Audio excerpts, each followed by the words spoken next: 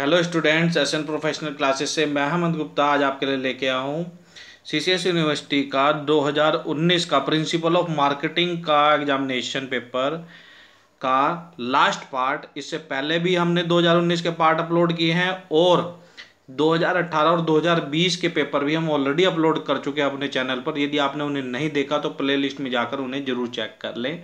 तो चलिए students start करते हैं।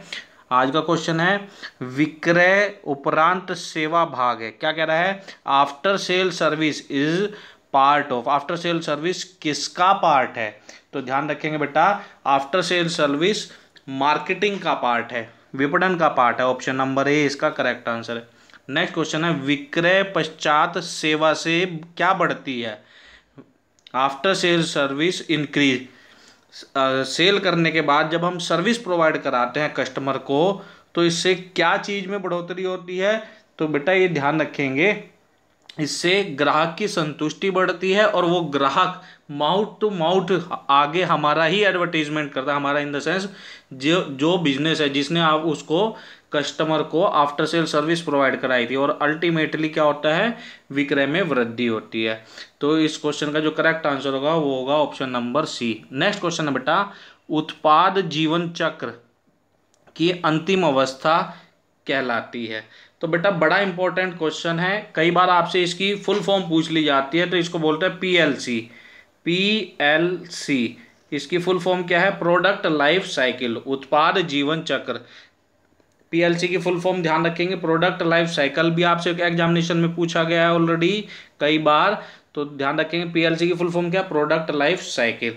और प्रोडक्ट लाइफ साइकिल की जो अवस्था है उसमें क्या कह रहा है कि अंतिम अवस्था क्या है? तो सबसे पहले समझेंगे बेटा प्रोडक्ट लाइफ साइकिल क्या है, कि सबसे पहले प्रोडक्ट को हम इंट्रोड्यूस करेंगे, फिर उसमें ग्रोथ होगी, फिर वो हायर स्टेज पे पहुंचेगा और फिर उसके बाद उसमें डाउनफॉल आएगा, है ना। तो ये इसकी स्टेज है। और ये पूछ रहा है कि उसकी अंतिम अवस्था क्या है? अंतिम अवस्था बेटा जो किसी भी प्रोडक्ट की है वो पतन की अवस्था होती है, पतन की अवस्था होती है। ठीक है, चलिए अब नेक्स्ट क्वेश्चन जानते हैं। तो नेक्स्ट क्वेश्चन है कौन सी उत्पाद जीवन चक्र की अवस्था नहीं है? ऑप्शन दिए गए संतृप्ति, पतन, विक्रय या विकास। तो बेटा ध्यान रखेंगे उत्पाद जीवन चक्र की अवस्थाओं में विक्रय को शामिल नहीं किया जाता। किसे? विक्रय को शामिल नहीं किया जाता। चलिए ऑप्शन नेक्स्ट क्वेश्चन जानते हैं। तो नेक्स्ट क्वेश्चन है बेटा संतृप्ति अवस्था में किसी उत्पाद की बिक्री डैश में होती है। संतृप्ति की अवस्था में यानी कि जब कस्टमर सेटिस्फाइड होता है किसी प्रोडक्ट के रिगार्डिंग, तो उस समय उस उत्पाद की बिक्री कैसी होती है? तो ये ध्यान रखेंगे उस समय उस उत्पाद की बिक्री उच्चतम अवस्था में होती है। जब किसी प्रोडक्ट से सेटिस्फाइड है तो उससे ज़्यादा कंज्यूमर खरीद रहे होंगे। चलिए अब नेक्स्ट क्वेश्चन जानते हैं बेटा। नेक्स्ट क्वेश्चन है कीमत उन सभी दशाओं का मौद्रिक सार है। कीमत उन सभी दशाओं का मौद्रिक सार है जो एक उत्पाद को मूल्य प्रदान करता है। यह कथन किसका है? डायरेक्ट टाइप का क्वेश्चन है, ये बताना है कि किसने कहा है। तो ये कहा है मार्टन हैमिल्टन ने। ऑप्शन नंबर डी इसका करेक्ट आंसर है। नेक्स्ट क्वेश्चन है मांग की लोच प्रभावित होती है। तो बेटा ध्यान रखेंगे मांग की लोच वस्तु की प्रकृति से प्रभावित होती है। ऑप्शन नंबर सी इसका करेक्ट आंसर है। नेक्स्ट क्वेश्चन है मूल निर्धारण प्रभावित होता है। मूल निर्धारण किससे? मूल का मतलब है यहाँ पर मूल्य से। तो ध्यान रखेंगे मूल्य निर्धारण किससे प्रभावित होता है? तो बेटा मूल्य निर्धारण प्रतियोगिता से, उत्पादन लागत से और मांग की लोच, इन सभी से प्रभावित होता है। अर्थात दिए गए ऑप्शन में उपरोक्त सभी इसका करेक्ट आंसर है। नेक्स्ट क्वेश्चन है सम विच्छेद बिंदु, ब्रेक इवन पॉइंट जो है कैसे कैलकुलेट किया जाएगा? ब्रेक इवन पॉइंट या सम विच्छेद बिंदु क्या होता है बेटा? वो पॉइंट जिस पर ना तो आपको प्रॉफिट हो रहा हो और ना ही लॉस हो रहा हो, ऐसा पॉइंट जहां पे आपकी विक्रय मूल्य आपकी लागत के बराबर हो। तो चलिए अब इसकी कैलकुलेशन कैसे करेंगे? तो कैलकुलेशन का जो फॉर्मूला है वो है feed cost divide by contribution per unit, break even point को निकालने की।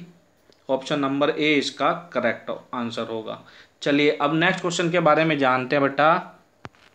नेक्स्ट क्वेश्चन है निम्न में कौन मूल्य को प्रत्यक्ष प्रभावित नहीं करता, निम्न में से कौन सा मूल्य को प्रत्यक्ष रूप से प्रभावित नहीं करता, तो ध्यान रखेंगे विक्रेता के गुण आदेश का आकार करेगा, प्रतियोगिता की गहनता करेगी, बाजार की दूरी करेगी, लेकिन विक्रेता के गुण इंडिविजुअल क्वालिटी है, क्वालिटी ऑफ सेल्समैन किसी भी वस्तु के मूल्य को प्रभावित नहीं करेंगे। नेक्स्ट क्वेश्चन है, यदि इलास्टिसिटी ऑफ प्राइस जो है आपकी इनडेफिनिट हो तो मांग की लोच कैसी होगी, तो ध्यान रखेंगे बेटा, यदि इलास्टिसिटी ऑफ प्राइस इनडेफिनिट हो तो जो मांग की लोच है वो पूर्णतया लोचदार मांग कहलाएगी। ऑप्शन नंबर डी इसका करेक्ट आंसर है।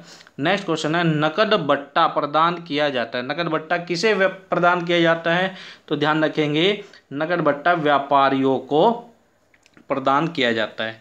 नेक्स्ट क्वेश्चन है, 50 इकाई से कम पर 5 रुपये प्रति इकाई तथा 50 या इससे अधिक इकाई पर 4.5 रुपये प्रति इकाई निम्न में से कौन सी छूट है, यानी कि क्या कह रहे हैं कि यदि 50 इकाई से कम पर 5 रुपये प्रति इकाई के हिसाब से छूट मिलेगी और 50 या इससे अधिक पर 4.5 रुपये प्रति इकाई की दर से छूट मिलेगी, तो ये जो छूट प्रदान की जा रही है ये किस प्रकार की छूट है, तो बेटा यहाँ पे साफ साफ क्लियर हो रहा है कि ये एक क्वांटिटी स्पेसिफाइड है, मात्रात्मक आधार पर है, तो ये जो छूट का प्रकार है ये मात्रात्मक छूट होगी। ऑप्शन नंबर सी इसका करेक्ट आंसर, क्योंकि ये मात्रा के ऊपर डिपेंड कर रही है, क्वांटिटी के ऊपर डिपेंड कर रही है छूट। नेक्स्ट क्वेश्चन है बेटा, बड़ा इंपॉर्टेंट क्वेश्चन है, क्या कह रहा है कि एक कमीज का मूल्य 1000 रुपये के स्थान पर 999 रुपये निर्धारित करने की नीति कौन सी नीति कहलाती है, तो ध्यान रखेंगे ये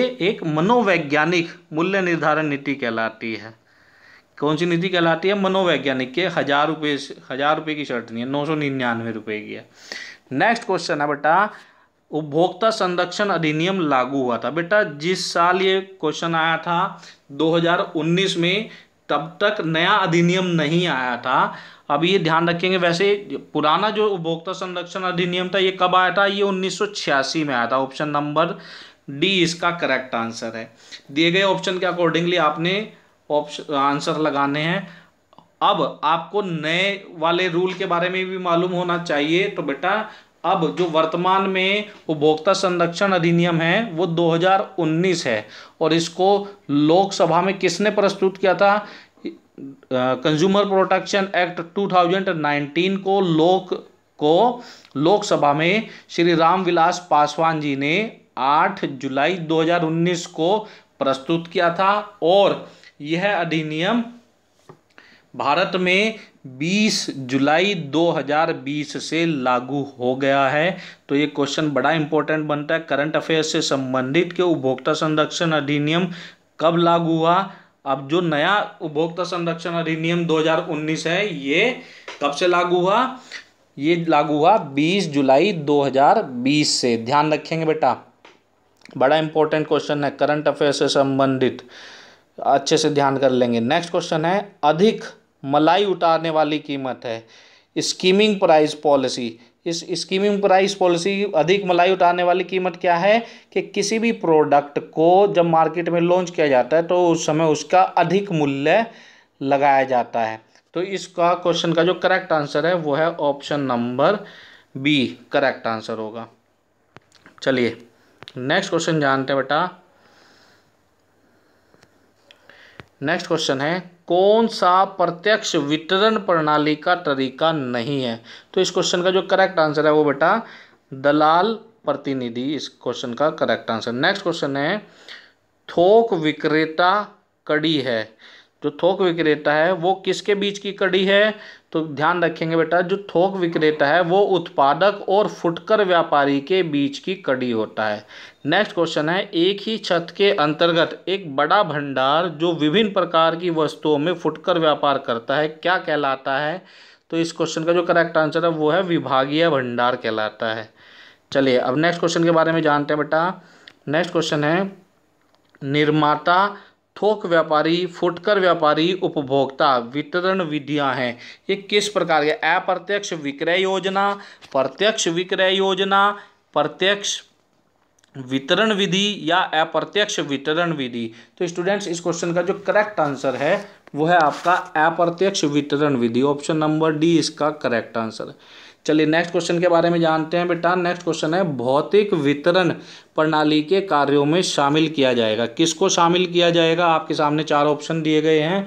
तो बेटा इसका जो करेक्ट आंसर है, भौतिक वितरण प्रणाली में भंडारण, परिवहन और स्टॉक को शामिल किया जाएगा। ऑप्शन नंबर ए इसका करेक्ट आंसर है। अब नेक्स्ट क्वेश्चन के बारे में जानते हैं बेटा। नेक्स्ट क्वेश्चन है भंडार गृह बनाए जाते हैं। तो ध्यान रखेंगे, भंडार गृह किस लिए बनाए जाते हैं? कच्चे माल और निर्मित माल के लिए बनाए जाते हैं। ऑप्शन नंबर ए इसका करेक्ट आंसर है। स्टूडेंट्स नेक्स्ट क्वेश्चन है हमारा